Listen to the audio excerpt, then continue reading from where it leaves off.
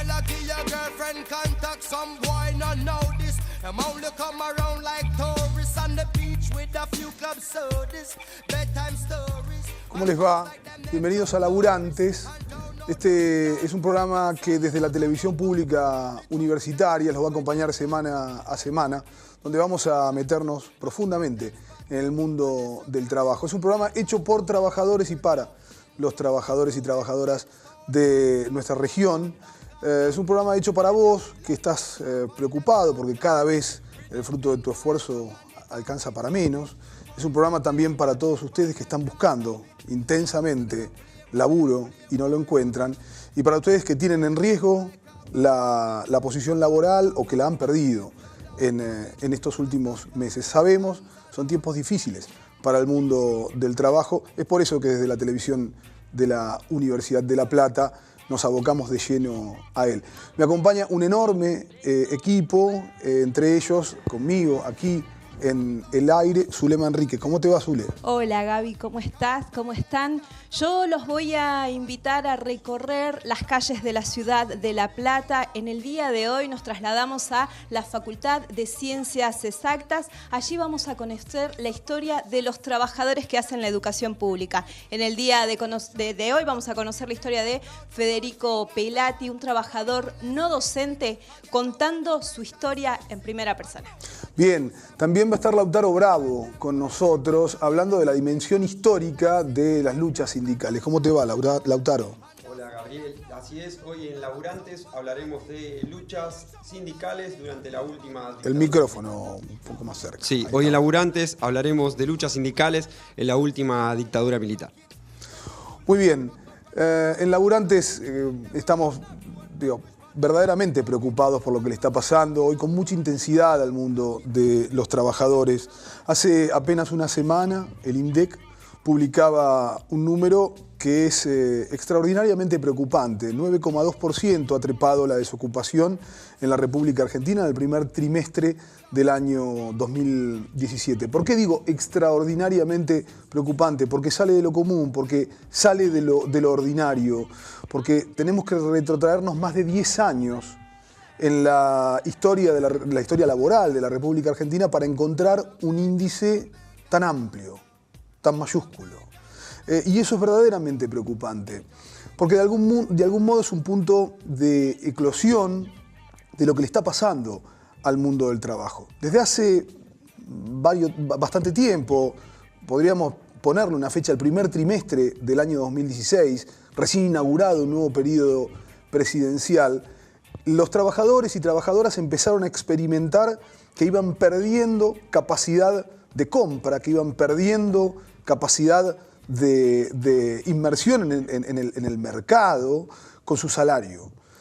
También empezaron a experimentar que había una profunda transferencia de los recursos que antes coparticipaban los trabajadores hacia otros sectores concentrados de la economía. Inevitablemente eso acarreó en una primera instancia un problema, que es que los trabajadores se replegaron del consumo, empezaron a consumir cada vez menos. 100 pesos empezaban a comprar menos cantidad de papas, de naranjas, de pan, de carne, de lo que compraban apenas algunos meses atrás. Después empezaron a ver que no le podían competir bajo ningún aspecto a la escalada inflacionaria. ¿Por qué? Porque cerraban paritarias con números, pero enormemente inferiores a los que marcaban los números de la inflación. Ahora, con un sistema de consumo seriamente afectado, con un sistema productivo que también está en serio riesgo, se empieza a hacer cada vez más presente el rasgo ulterior que tienen estos procesos concentradores, que es la pérdida de la fuente laboral. Y del otro lado, encontramos fundamentalmente un gobierno que, lejos de preocuparse por esa pérdida, por el deterioro de la capacidad de compra de los salarios, por el deterioro de la capacidad de consumo de los sectores trabajadores, está casi exclusivamente dirigiendo toda su matriz económica a la especulación financiera. Hoy por hoy, en la República Argentina, 7 de cada 10 dólares que vienen hacia la inversión no se destinan a la producción, sino que se destinan a la bicicleta, a tratar de generar capital poniendo dinero. Eso termina, lamentablemente, lo ha comprobado en varias ocasiones la historia económica de nuestro país, en profundas crisis. Crisis de trabajo, crisis económicas y, en definitiva, crisis sociales, que son las grandes mayorías las que siempre la pagan. De eso y de muchas otras cosas vamos a estar conversando aquí en Laburantes.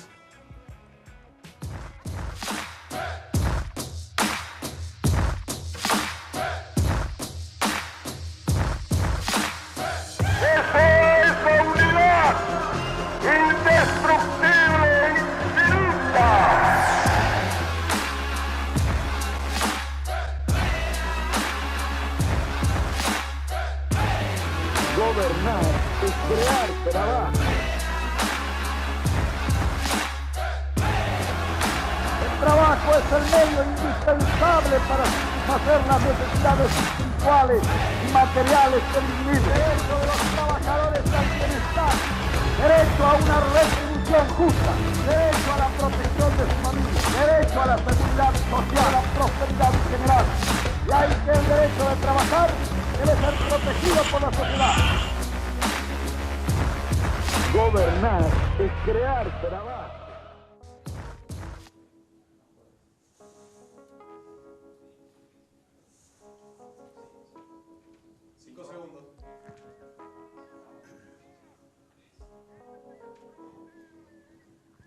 Seguimos en Laburantes. Hoy en nuestro primer envío, en nuestro primer programa, tenemos dos invitados que, por cierto, nos honran a toda la comunidad universitaria, porque, bueno, en definitiva son los que interpretan al mundo, al completo mundo de los trabajadores dentro del ámbito universitario. Está con nosotros Raúl Archugui, que es el secretario general de la Asociación de Trabajadores de la Universidad de La Plata, y Tato Miloni, que es el secretario general de la Asociación de Docentes de la Universidad de La Plata. ¿Cómo les va?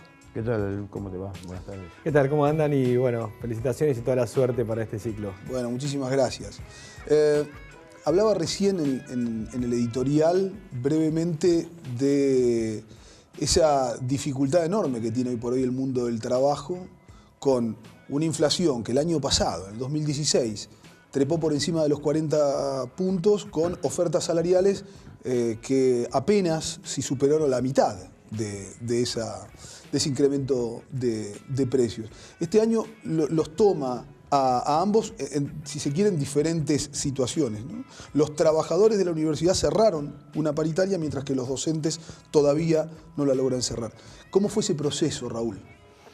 El tema nuestro en particular es una paritaria que el año pasado salió de la norma de que veníamos de mayo a junio.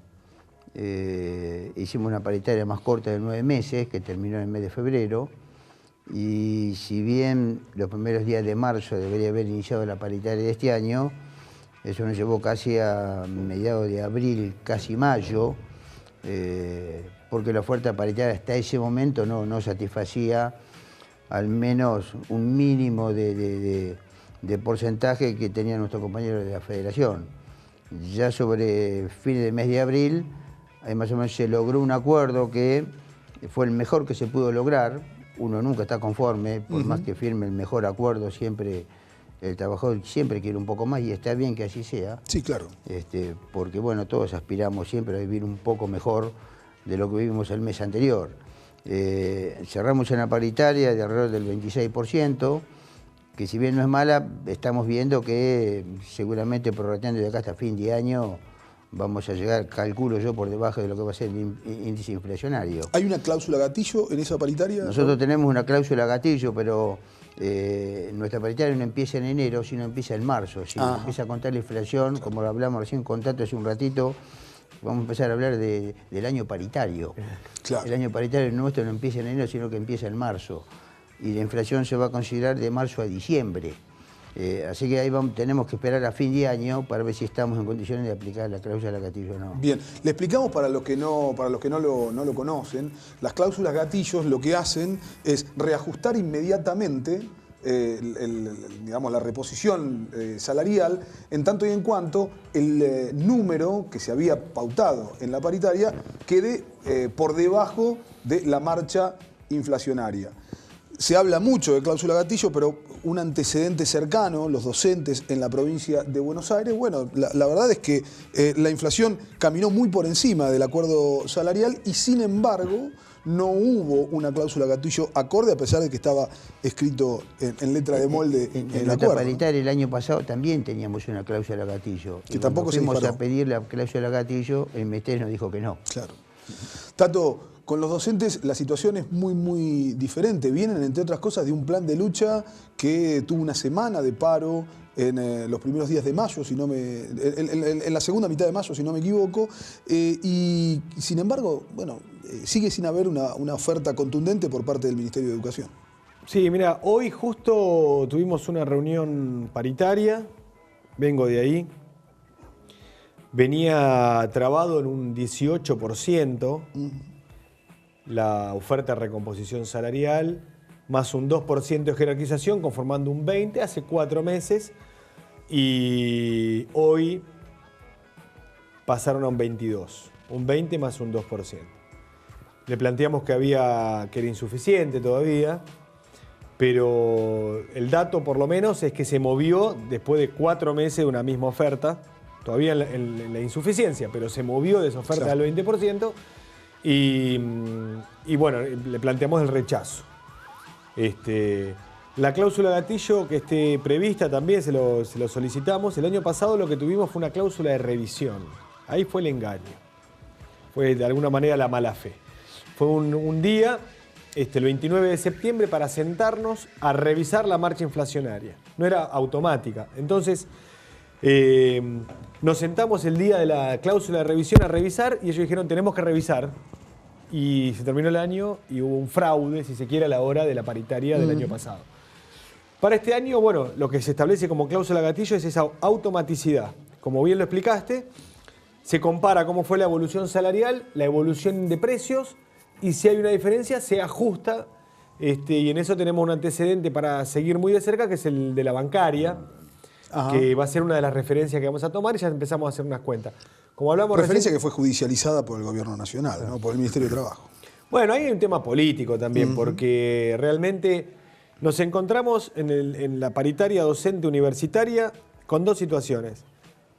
Un ministro que es precandidato a senador por la provincia de Buenos Aires y un secretario de política universitaria precandidato a diputado por la provincia de Santa Fe. Esteban Bullrich y Albor Cantar. Cantar. Exactamente.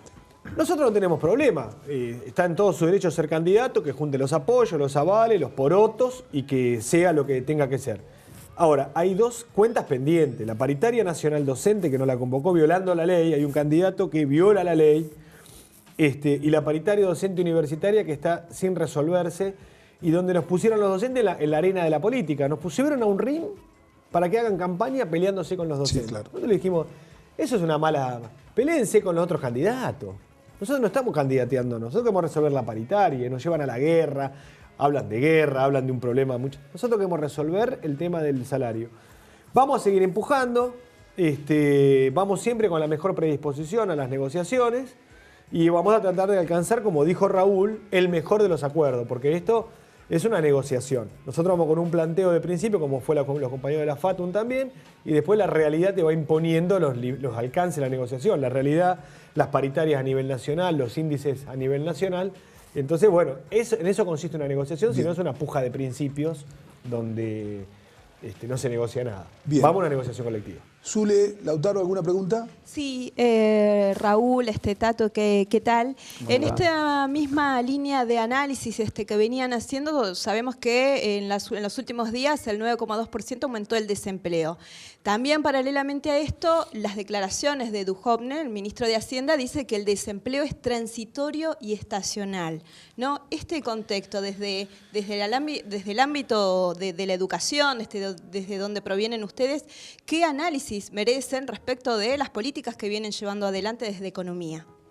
Mira, el tema, si bien en lo que es a nuestro sector de las universidades nacionales no hemos sufrido ningún tipo de recorte presupuestario ni de cantidad de puestos de trabajo, sí vemos con preocupación el resto de los compañeros de las distintas ramas de trabajo, que sí vemos que paulatinamente hay una pérdida de fundamentalmente el empleo industrial, ¿no? De lugares de trabajo, principalmente todo lo que es la parte industrial, y lo que afecta más creo que es el sector de las pymes. Sí, claro. Que es el sector que mayor cantidad de trabajo genera, ¿no es cierto?, como para todo el sector del trabajo. El tema es, nosotros estamos dentro de lo que es la línea de nuestra federación con la CGT, y yo creo que es un tema que tiene que manejar la CGT y que tiene que ir y sostener todo lo que es la mayor cantidad de puestos de trabajo, porque si seguimos así, ¿no es cierto?, el año que viene nos va a tocar a nosotros y si no será el que viene el otro. Pero no nos vamos a escapar si esta política de este gobierno nacional sigue en esta línea. Tato, ¿cómo se le explica al afiliado docente, al compañero trabajador docente, que la paritaria está por debajo de lo que perdió el año pasado? Que no va a tener recuperación de una porción de su salario que antes lo tenía bien habido y que, bueno, ahora lo tiene otro. Bueno, es una situación difícil porque los últimos años ha crecido el poder adquisitivo. Más aún, el agosto del 2015 fue, en términos de poder de compra, uno de los poderes de compra mayor en la historia del salario docente universitario, comparable a julio del 87, donde el salario docente universitario alcanzó su pico también de poder de compra. ¿Eso qué significa? Que creció tanto el salario, por un lado, que generó una determinada expectativa, no consumista y alocada, sino de una planificación familiar, consumir cultura, turismo, en fin. Que haga que incluso yendo un poco por abajo de la inflación todavía no estemos en un lugar crítico. Claro. Entonces, genera una expectativa de consumo alta y a la vez, al tener una paritaria que de alguna manera no fue mala cuando firmamos un 35, pues la inflación se disparó, hace que todavía nos rayemos como en los niveles más críticos del salario del año 2000, 2001, 2002, donde era bajo, no había certeza de cuándo se pagaba y cuando se pagaba con entradas de circo, billetes de circo, que eran los patacones, lecops, era con bonos. Entonces estamos en un nivel de alguna manera de transición, donde hay bronca cuando no te alcanza la plata y a la vez, si uno con una historia reciente, en 12, 13 años, diciendo, bueno, no estamos en ese nivel todavía de precariedad. Pasa que concebimos que los niveles de dignidad laboral es una escalera a la que se le van suprimiendo los escalones que uno ya ascendió, ¿no? Claro, totalmente. Y está bien que lo veamos así, por supuesto, los trabajadores. Los invito, vamos a ver una visita que hicimos hace apenas una semana, un poco menos de una semana. Raúl, celebraban 85 años de la Asociación de Trabajadores de la Universidad de La Plata. Ahí estaba la televisión universitaria, los invitamos a ver.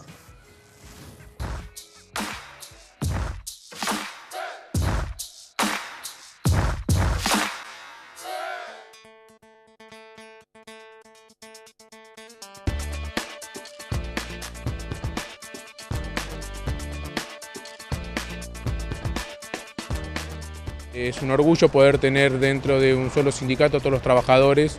No es algo dado, no es algo sencillo, es una construcción de muchos años. Este gremio tiene una historia que lo respalda y gracias a Dios tenemos a todos los trabajadores y las trabajadoras de la Universidad Nacional de La Plata, del sector no docente, unificados dentro de lo que es la Asociación de Trabajadores, y a nivel nacional tenemos también el mismo ejemplo que nos expresa nuestra federación, la FATUN, de la cual Atul es miembro fundador, y tenemos una participación activa que tiene en este momento de resistencia y de lucha, donde muchas de las conquistas y muchos de los derechos que los trabajadores hemos alcanzado con la lucha de muchos años, hoy se ven en situación de riesgo, y bueno, tratamos de apostar a la unidad, a la organización y a la solidaridad como pilares básicos para poder sostener todas nuestras conquistas. contenta de estar acá en el sindicato, de participar, de ser parte del sindicato por los años que trabajo, y también reconozco el valor del sindicato y la trayectoria y todo lo que ha pasado a lo largo de estos 85 años y todo lo que ha transcurrido, especialmente en la época de la dictadura, que es donde ha sido avasallado y donde también ha desaparecido un compañero nuestro que es muy reconocido como Semilla. Entonces, por ese tema me parece importante darle valor y rescate a nuestro sindicato y reconocimiento a nuestro sindicato, y creo que se lo debemos todos los compañeros de la universidad y todos los que vamos a seguir trabajando y las futuras generaciones.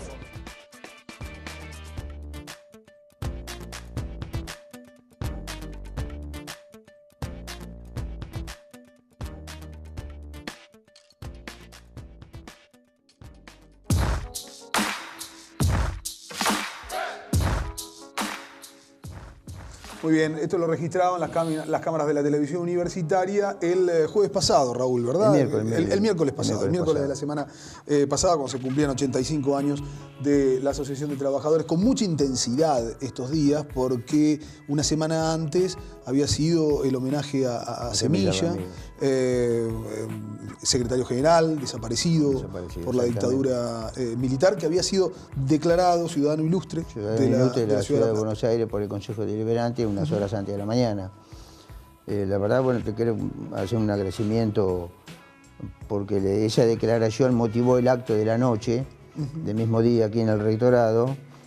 Queremos hacer un agradecimiento a Nano Caras, a Florencia Saintú, a Gastón Castañeto, que fueron los concejales que llevaron adelante este proyecto.